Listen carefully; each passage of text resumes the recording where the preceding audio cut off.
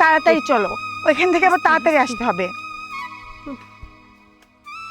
রতন, পথেই দেখা হয়ে গেল, ভালো হয়েছে। আমাদের বাড়িতে যাচ্ছিলেন? আমাদের বাড়িতে কেন যাচ্ছিলেন? আমাদের কাছে কি দরকার আপনাদের? আখি, খুব বিপদে পড়ি তোমার কাছে যাচ্ছিলাম। আমরা জানি এই বিপদটা উদ্ধারের জন্যে একমাত্র তোমরাই আইছো, আমারে তো আর কেউ নেই। আরে ভাবি, নেকা কান্না বাদ দিয়ে সমস্যাটা কি সেটা বলো। রতন রে, তোর ভাইয়ের হার্টের সমস্যা, আবার ঠান্ডা কাশ। ডাক্তার কইছে হার্ট নাকি ফুটি হয়ে গেছে, মেলা টেহা লাগবে এই অপারেশন করতে। যদি এই অপারেশন না করতে পারি তাহলে তোর ভাইয়ের একটা কিছু হয়ে যাবে। তাহলে ডাক্তারের কাছে যাও। আমি কি ডাক্তার যে তুমি ভাইকলি হচ্ছে আমার কাছে চলে আইছো? তোমার ভাবির কথা শুনে মনে হচ্ছে তো তাই। আমাদের বাড়িটা মনে হচ্ছে হাসপাতাল, যে যখন যে রোগী অসুস্থ হয়ে যাবে আমাদের বাড়িতে নিয়ে আসলে ভালো হয়ে যাবে। না না আখি, কথা হচ্ছে ওই ডিলা। জানো তো, তোমার ভাই অসুখে পড়ার পরে আর কাম কাজ করবি পারে না। যা টাকা পয়সা ছিল চিকিৎসা করাতে সব শেষ। তোমার ভাইয়ের যেই টাকা পয়সা জমানি ছিল সেটাও শেষ। বোন রে, আমার হাতে একটা টাকাও নেই। একশো চাল কিনে যে ভাত খাবো সেই উপায়ও নেই। চাল পাল গুলি আজ 2 দিন ধরে মুড়ি খাইয়া রয়েছে। রতন ভাইরে, তোর ভাইয়ের তুই ছাড়া কেউ নেই, এই জন্য একটু সাহায্য জন্য তোর কাছে আসলাম। যদি লাখখানিক টাকা দিত তোর ভাইয়ের অপারেশনটা করাইতাম। দেখিছাও, আমি মনে মনে ভাবতেছি যে এরকম কোনো না কোনো একটা বায়না নিয়ে আসবি।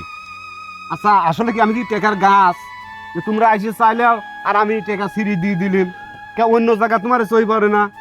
যত জোর জুলুম খালি আমার পার। আমি টেকা কোন দিন দেবো? টেকা কি চুরি করে দেবো নাকি আমি? আখি, একটু রতনেক বোঝাও না, লাখখানিক টাকা দিতে। আচ্ছা, আপনাদের কাছে টাকা কি মনে হয় যে টাকা গাছের পাতা? আপনারা চাইবেন না ছিঁড়ে ছিঁড়ে আপনাদেরকে দেব? টাকা কামাই করতে না অনেক কষ্ট হয়। 1 লক্ষ টাকার কথা বলছেন। 1 লক্ষ টাকা কখনো একসঙ্গে দেখেছেন যে ফুট করে এসে বলতেছেন 1 লক্ষ টাকা দিতে? আপনাদেরকে আমরা কোনো টাকা পয়সা দিতে পারবো না, এখান থেকে আপনারা চলে যান। আর টাকা তুমি দিবা কোত্থেকে? তোমার মনে নাই সেদিন তুমি 4 লাখ টাকা দিয়ে তুমি গয়না বানাতে দিছ? ওই টাকাই তো পরিশোধ করে পারিনি। তাহলে ওরে টাকা দেবো কোন দিন? চুরি করলে আসি দেবো নাকি টাকা? সেইটাই তো কথা। তোমার ভাই ভাবিকে ভালো করে কানের মধ্যে দিয়ে দাও যে আমাদের কাছে কোনো টাকা পয়সা নেই। এত কথা শোনাইছ, 1 লক্ষ টাকা একবারে দেখিছি কিনা? না, 1 লক্ষ টাকা একবারে কি করে দেখবো? এই রতনেক ওর ভাই যখন লেখাপড়া শিখায় তখন না মাসে মাসে হাজার হাজার টাকা রতনের কলেজ বাবদ দিছি, বেতন বাবদ দিছি। এই দিন এই গাইড এই নোট কিনা লাগবে। আমরা তো কস ধরে টাকা খরচ করিনি, আমরা অল্প অল্প করে টাকা দিছি। এই জন্যই 1 লক্ষ টাকার আর মর্ম বুঝিনি। কোন দিন দেখবো 1 লক্ষ টাকা? আরে তুমি রতনেক সুদ করে দেখো, রতনেক এত বড় বানাইছে কিনা? আর রতনেক এই পড়াশোনা শিখায় চাকরিটাই কিনা দিয়ে দিয়েছে। এই লোকের কামাইয়ের উপর ভর করে রতন আজ এই জায়গায়। থাক, ওইসব কথা আর কবির চাইনি। আইছিলাম একটু সাহায্যের জন্য। ভাবিছিলাম ভাইডাক মানুষ করেছে, ঠিক ভাইডার কাছে গেলে কিছু টাকা পয়সা পাবে। এটা আমারে ভুল ধারণা। রতন, বোর জন্য 3 লাখ টাকা দিয়ে তোর গহনা বানানি হয়, কিন্তু ভাইয়ের জন্য 1 লাখ টাকা বাড়ায় না। আরে তোকে তো করছি, তোর টাকা পরিশোধ করে দেব। তোর ভাই একটু সুস্থ হোক, তখন তোর ভাই একা বাড়িতে রেখে ঠিক আমি একটা কাম জোগাড় করে নিতে পারবো। এখন একা বাড়িতে রেখে যাতে খুব ভয় করে রে। তুমি কাক কি বোঝাচ্ছ? কাক কি শোনাচ্ছ? ও তোমার ভাই আর নেই, ও এখন হয়েছে মোর গোলাম। ওকে বোঝাতে হবে না, রতন, রতন, কত কয় না আমাকে কইতে দাও। রতন, তোর ভাবিকে দেখছিস না? তোকে ছোট্ট রাখিয়ে না মারা যায়। তোর এই ভাবি সন্তান আদি মানুষটা জন্য আমি কত বলছি, এই তার সন্তান নেই, তখন নেয় নেই। বলছি দেখো, তোমার ভাই তোমার সন্তান। কিন্তু রতন, সেই ভাবি আজ তোকে বলছে, তুই কি বললি ভাবিকে?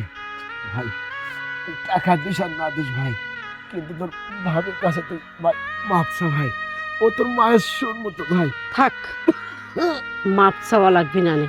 ও তো কোনো অপরাধী করেনি। আরে রতন, ওই সময় যদি আমি সন্তান নিতাম, তাহলে এত বড় তোর মতো সন্তান থাকতো আমারও। আজ এই শেষ বয়সে এসে সন্তান হয়ে আমরা কিচ্ছু করতে পারতেছি না। আজ না পারতেছি সন্তানের কামাই খাইতে, না পারতেছি সন্তান মানুষ করতে। তোর টাকা পয়সা লাগবে না নে। চলো আমরা চলে যাই। এই, ওরা যাবে কি না যাবে সেটা ওরা বুঝে নেবে। তুমি কি ওদের দাঁড়িয়ে থেকে ওদের নেকা কান্না শুনবা? চলো। চত্ব সব। হে আল্লাহ, রতনেকে আপনি সন্তানের মতো করে মানুষ করেছি, আমার সাথে খারাপ ব্যবহার করেছে, ওর ভাইয়ের দুঃখ দিয়েছে। তুমি ওর পর গোসা হয়ে না আল্লাহ, তুমি ওর পর গোসা হয়ে না। ও তুমি ভালো রেখো, ও যেন কষ্টে না থাকে, ও যেন আরো ধনী হয়, কোটিপতি হয়। চলো।